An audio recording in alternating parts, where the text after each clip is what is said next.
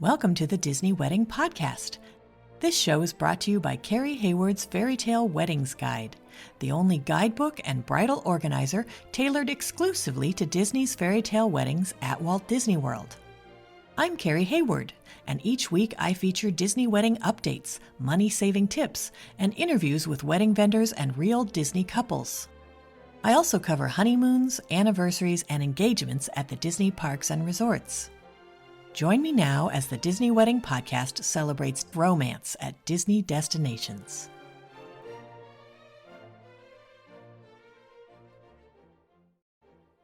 Today on the Disney Wedding Podcast, I am speaking with Disney bride Marissa Martin about her wedding ceremony in front of the castle at Magic Kingdom with a reception in Storybook Circus at Magic Kingdom.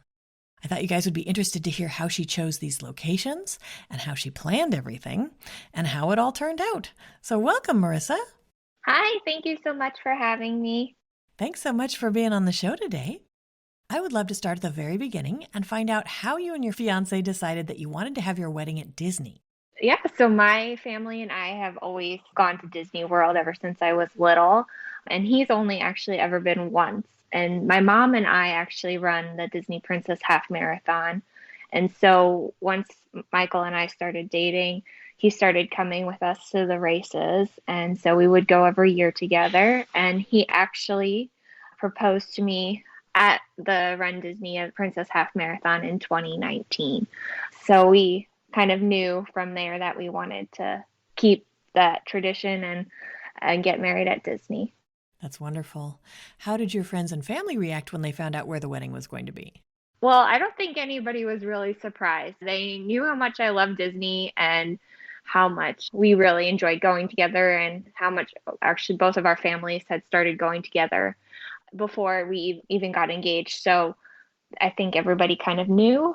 So they weren't really surprised, but I think everybody was really excited. Now, how many guests did you invite and how many were able to make the trip? We had 160 guests that we invited, and 110 were able to come. So we had a big group. Yeah. That's wonderful. Did you set up a room block for them? We did. So we wanted to make sure that guests were comfortable coming, and we wanted to make sure we had a price point for everybody that they felt comfortable booking a resort at. So we had a value resort, which was Pop Century. And we did the Caribbean for our moderate and then the Grand Floridian for our deluxe resort. And then since my husband is military, we had a bunch of rooms reserved at Shades of Green as well. Oh, that's great. That's a good idea. Yeah.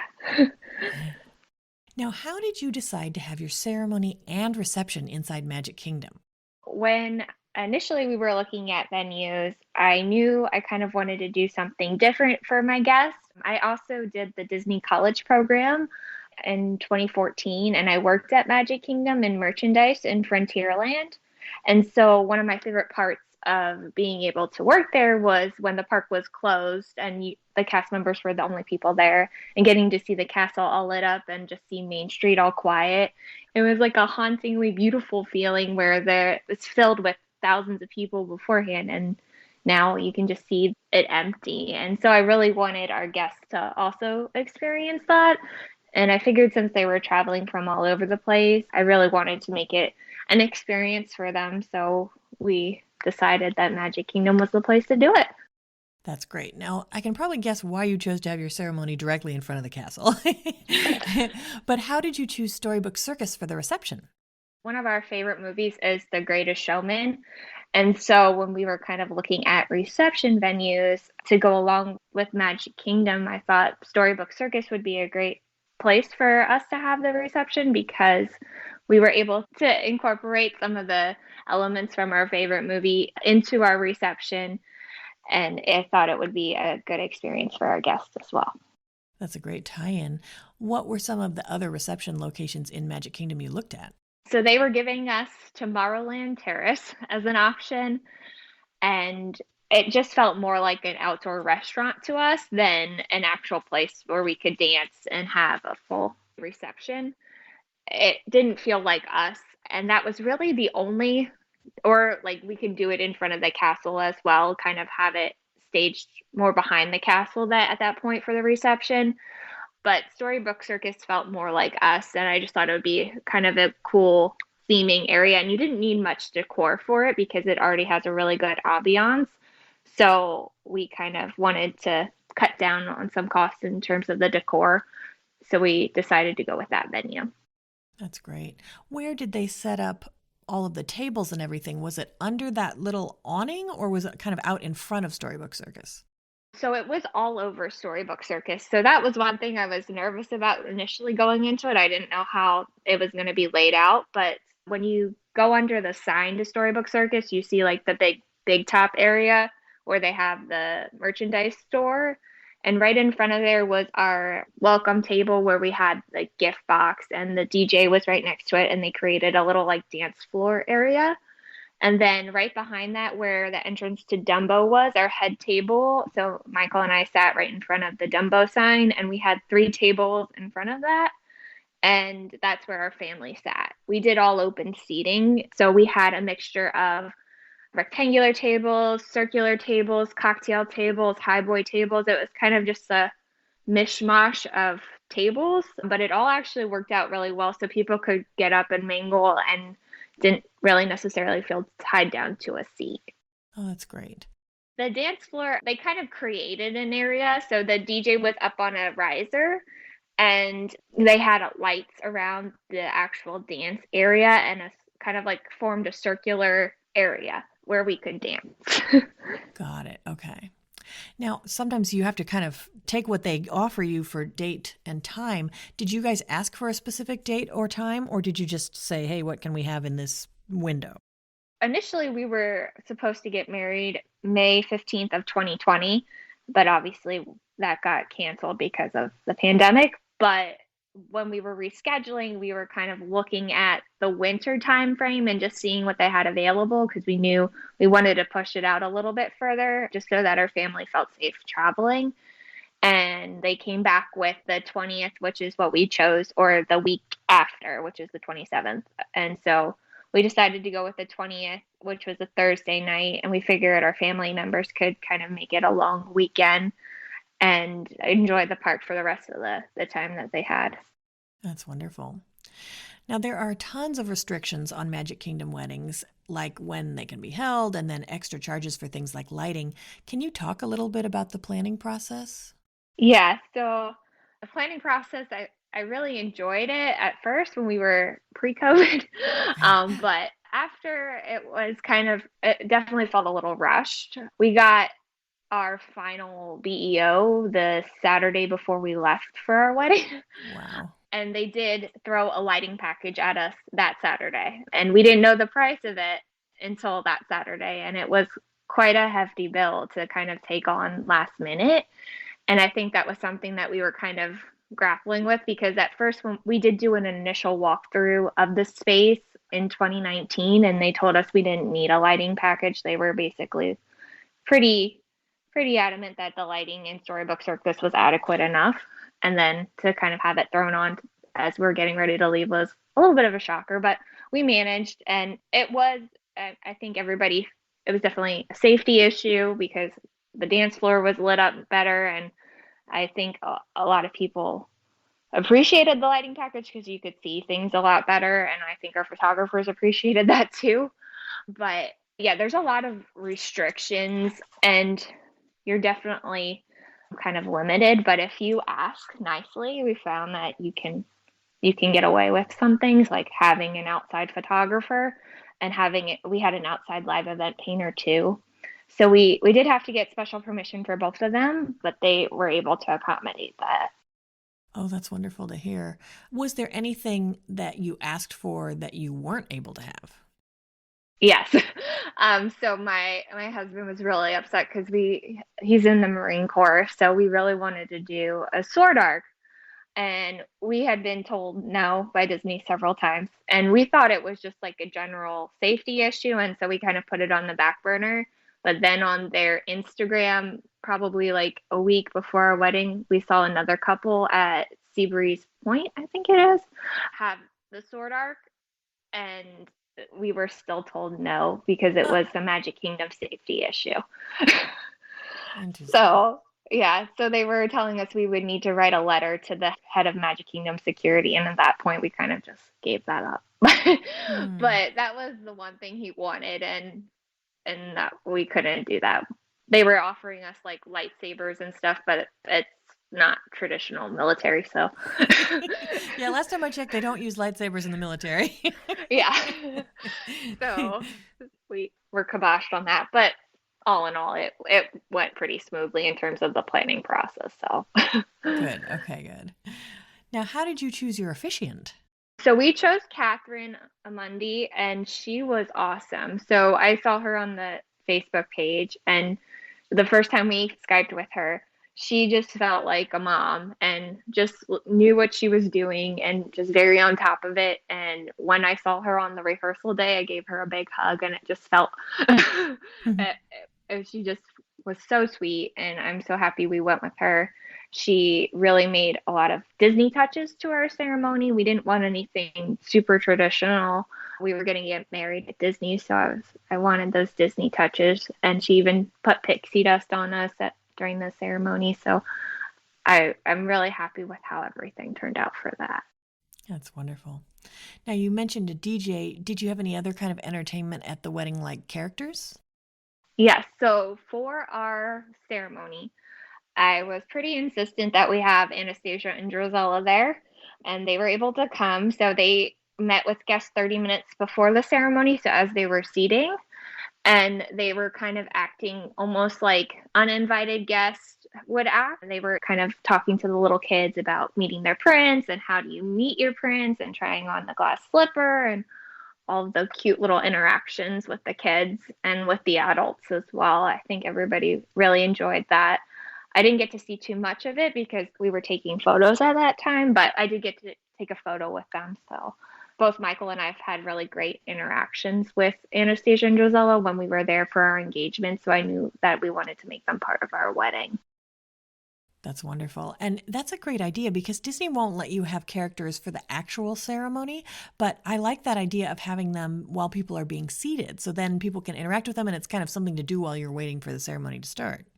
Yeah, exactly. So it helped kind of kill some dead time while we were also still trying to finish up some photos beforehand. And then in terms of we had the carriage for that, and not many people knew about that. So what was really nice is they came up with this idea as the ceremony was starting, they had me go around the hub in the carriage. So people could see the carriage as everybody was walking down the aisle, but I could also actually see the ceremony. So I wasn't hidden somewhere. So I was able to like hear the music that we picked out and see everybody walk down the aisle. So I did enjoy that aspect. And then we were able to kind of surprise our guests at the end, and we had fireworks go off on the castle. And that was a really awesome moment. I haven't seen photos yet, but I'm really excited to see what they look like. That's fantastic. Now, how much did they charge you for fireworks on the castle? So we got them down to 5,000. Wow, that's a bargain Yeah. by Disney standards. Yeah. I mean, just to go off of our lighting package was about 15,000. Whoa. So to have the fireworks, I was like, I'm not getting rid of those. So yeah, that was one thing that both Michael and I were like, and I thought they told us it was going to be like a little sparkler, and I was like, fine. But no, it was like we had 4 or 5 big ones go off, and then they had the whole castle, like the rainbow ones that shoot up. We had that. It was just really pretty. Wow. And that was right after the kiss, or? Yeah, it was during the kiss. Yeah. So as soon as Catherine pronounced us husband and wife, they went off. Wow, that's amazing. And that's interesting about the lighting that they added the last second for 15 grand. That's like the Yeah. cost of some people's entire wedding. And to just throw that at you at the end, that's amazing. Yeah. And luckily, we had Jamie as our planner, and she was so understanding about that because we were kind of grasping at, I was like, am I going to have to lose stuff? And I was like, the biggest expenses right now are the carriage and the fireworks, and I don't really want to lose those because we have been planning this for 3 years, and to not have that budgeted out, that it's a pretty big expense. So they were able to make some accommodations in other areas to accommodate for that lighting package so that it kind of evened out better. she was pretty understanding that this was like very last minute.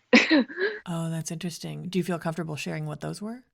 Yeah, so she was able to reduce some of our ceremony fee as well as we got a 10% discount off of our food and beverage. Oh, that's great. Okay. Well, that's good. Then it wasn't like the price of a whole nother wedding slapped on top right at the beginning. Yeah, yeah. No, Disney was great in terms of making sure that we were that they didn't know it was going to be that much. I think our biggest like overall critique or just like advice is for entertainment, since we had so much entertainment that we wanted, we always had kind of like this estimate on our BEO. It was like, this is your estimated package. Like everything had a penny next to it. And then they were like, this is an estimated total of what it will cost. We never actually got like a final breakdown of entertainment until our final BEO, which was given to us like maybe 2 weeks before, and then they added the lighting package after that. So it was just hard and something that we kind of were always on top of them. Like we just need a breakdown of what we're paying for in order for us to kind of make decisions. And besides that, everything was pretty well done. Okay, that's good to hear. And probably going forward, they will charge people 15 grand for the lighting package, but they'll tell them about it up front. Yeah, yeah. As long as people know about it up front. Yeah. And did you have any other entertainment? Did you have characters at the reception or anything? Yeah, so we had Mickey and Minnie in their circus attire at the reception. They came out for our cake cutting. Oh, that's wonderful. Did you guys have to wear masks? No, Oh, good. yeah, so no, we didn't have to wear masks, and our guests didn't have to wear masks for photos with them.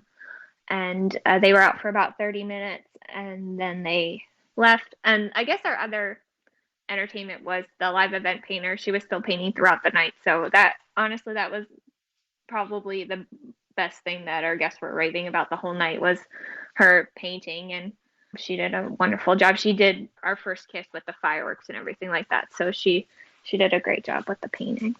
Ooh, that's awesome. So, do you have any menu items or cake flavors you would recommend?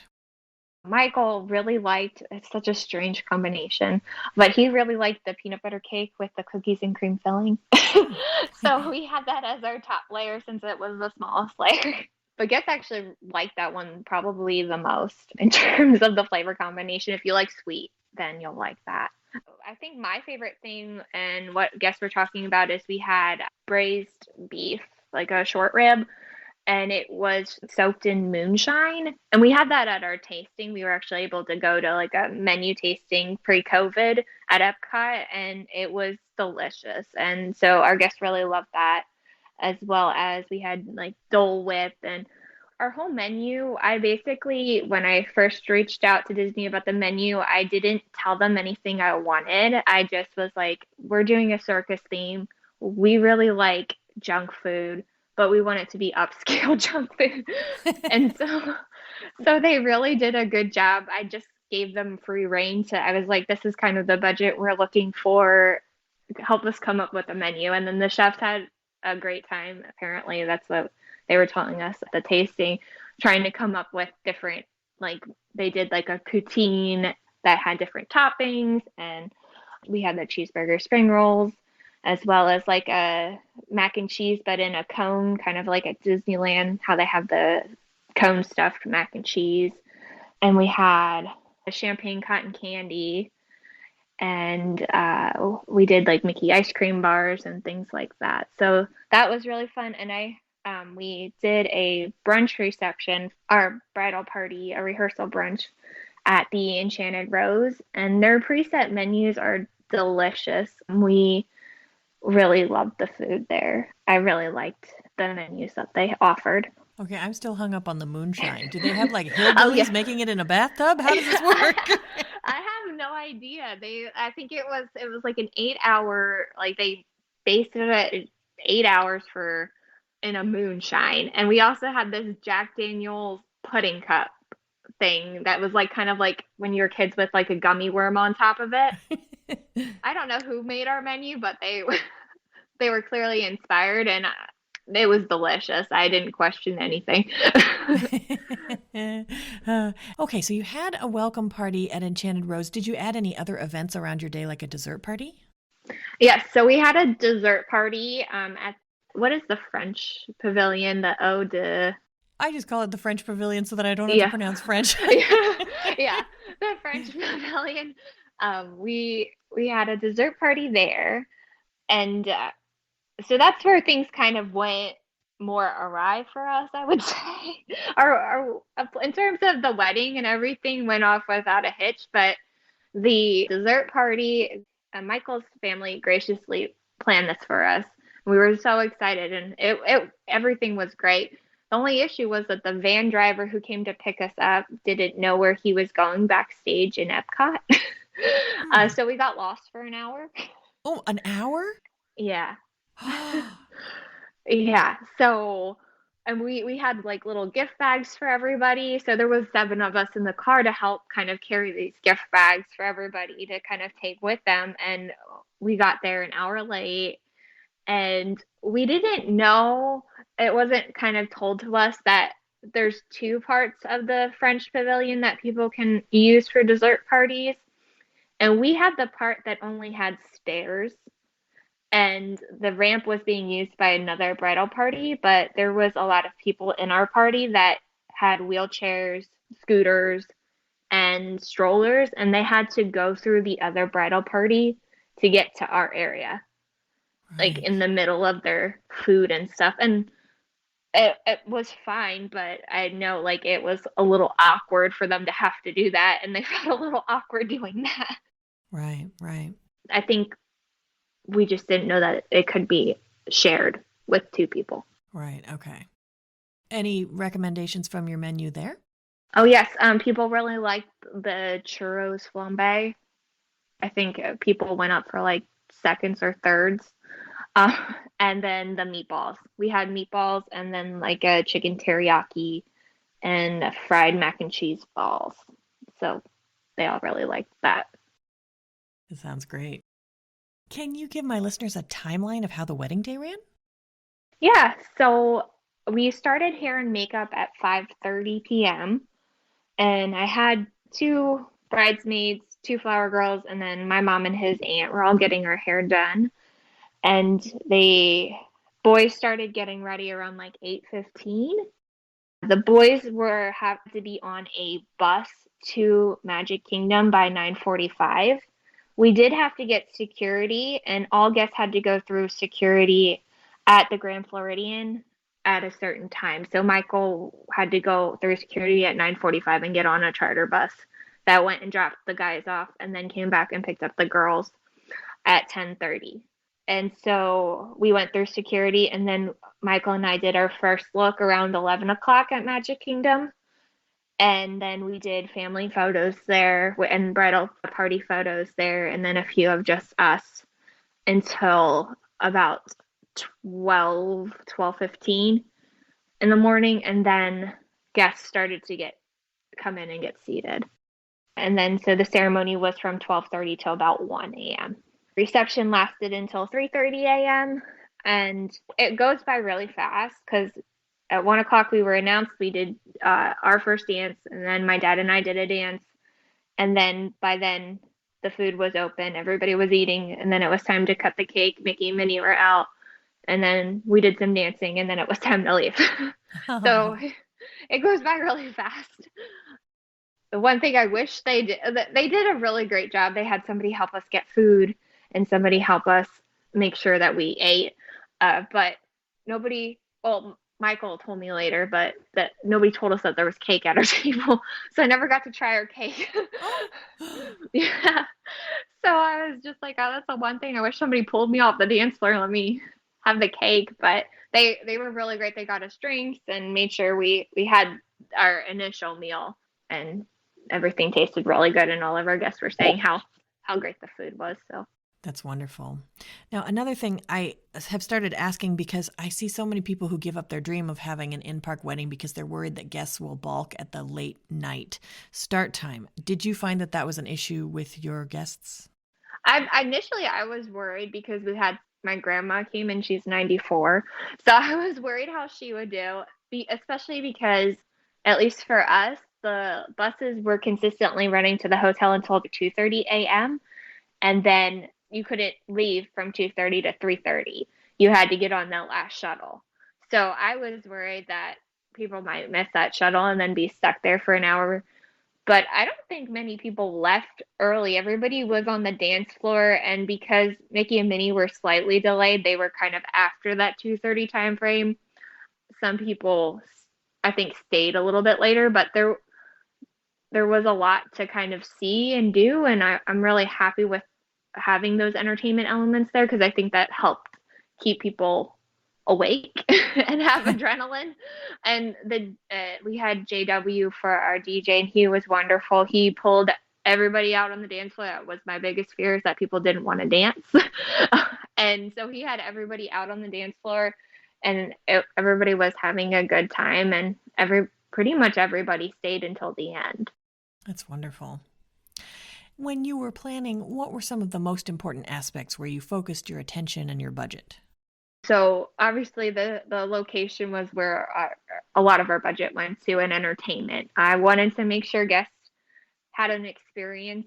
We were pulling them out from all over the country, and I wanted to make sure that they enjoyed themselves as well as we had a fun. I wanted to make sure Michael and I had a fun time as well. And then we also I focused on my dress. That took up some of the budget. But I'm really happy I did, because I really wanted it to be, I figured I'm getting married at the castle. I really want that Cinderella moment. So the dress was part of our budget. And yeah, so basically entertainment, location, and dress. Okay. And then what aspects were less important, where you saved your money or just your effort? Decor. So we didn't do a ton of floral, which I'm happy with. We did some petals along the aisle runner, but we did a lot of lanterns and twinkle light, and that's all we did for the tables as well. And we saved money on decor because the park itself was kind of the backdrop for everything. So that was good. Though I think people should keep in the back of their head if they're going to do it, especially Magic Kingdom ceremony. It kept me up at night for weeks because it was supposed to rain. Luckily, it did not. But if it were to rain, our backup location was the Contemporary Ballroom, and I was having a panic attack because I just didn't want my vision to be lost because we didn't have a ton of decor. So I was really nervous of how the ballroom would look without any decor in it because they told us they couldn't necessarily buy things as like a backup situation. It would be everything that we had from the ceremony and the reception already planned into the decor. So it's not like I could have had a draping or any other elements to it unless it was also going to be a Magic Kingdom. Interesting. Okay. So out of all of this, what was your favorite memory of your wedding day? I really liked our first look. That was really nice because it was just Michael and myself, and we could breathe for a second. And being able to just be in the park by ourselves, with Elle, was really nice to just kind of take in that moment before it got kind of crazy. And I really liked just having our friends and family out on the dance floor. I honestly didn't think people were going to dance as much as they did, and just to see everybody have such a good time and enjoy the evening was really special. And just to kind of like take it in for a second, because the day goes by so fast, so you blink and it's gone. So just being able to see everybody having such a good time was really nice. That's wonderful. Now, it sounds like it didn't, but did anything go wrong or just not turn out like you expected? It went, I think, as smoothly as it possibly could. We did have a lot of coordinators there. We had 4 from the Fairy Tale Weddings team, and then I think we had at least 4 or 5 from Magic Kingdom itself there. So they were very on top of everything. So it ran smoothly. I wish we had more time for photos for myself and Michael, because it just felt like we didn't have a ton of time for more like of those formal photos, and we did cut out the Magic Kingdom park shoot because I figured we were getting so many in the park anyway.